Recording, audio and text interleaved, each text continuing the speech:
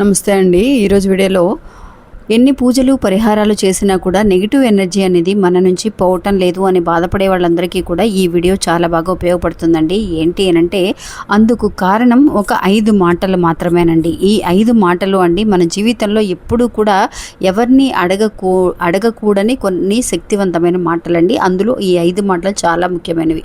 ఇలా కనుక ఎవరినైనా అడిగి మనం వాళ్ళని బాధపడితే కనుక ఖచ్చితంగా ఒక నెగిటివ్ ఎనర్జీ అనేది మన నుంచి పోతంటండి. ఆ 5 మాటలు ఏంటి అంటే ఫస్ట్ ఎవరినైనా చూసి మీ శాలరీ ఎంతండి, ఎంత సంపాదిస్తున్నారు అని చెప్పి అస్సలు అడగకూడదండి.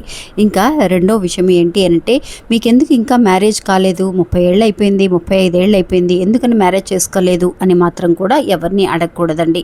ఇంకా ఏదైనా భార్యాభర్తల సమస్యలతో బాధపడుతూ ఉన్న వాళ్ళ దగ్గరికి వెళ్ళి ఏంటండి మీ మధ్య గొడవలు ఎందుకు వచ్చాయి, మీరు మళ్ళీ కూడా ఒకటవ్వచ్చు కదా, వాళ్ళు ఇలా చేసి ఉండకూడదు అని చెప్పి ఎవరికైనా సరే సమర్థిస్తున్నట్టుగా కూడా మనం సపోర్ట్ చేసినట్టు వాళ్ళని అడగకూడదండి. ఇంకొక 4వ పాయింట్ ఏంటి అని అంటే అండి, ఎవరిని కూడా బాడీ షేమ్ అనేది అస్సలు చేయకూడదండి. ఏంటి మీరు ఇంత లావుగా ఉన్నారు, ఇప్పుడు ఈ మధ్య చాలా లావు అయిపోయారే, ఎందుకు కొంచెం మనం తిండి తగ్గించుకోవచ్చు కదా అని ఏదైనా సలహా ఇస్తున్నామన్న పేరుతో ఎదుటి వాళ్ళని బాధ పెట్టడం అనేది చాలా తప్పండి.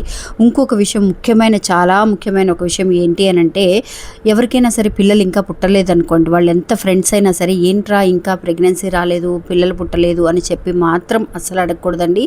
ఇలాంటి మాటల వల్ల వాళ్ళు ఎంతో హర్ట్ అవుతారండి. అంటే ఎంతో బాధపడుతూ ఉంటారు. ఆ మాటల్లోంచి బయటికి రాలేకపోతూ ఉంటారు. అది ఒక నెగిటివ్ ఎనర్జీగా మనల్ని వచ్చి ఇబ్బంది పెట్టడానికి అవకాశం అనేది ఉంటుందండి. ఇది అవునా కాదా అనే విషయాన్ని నా కమెంట్స్లో తెలియచేయండి.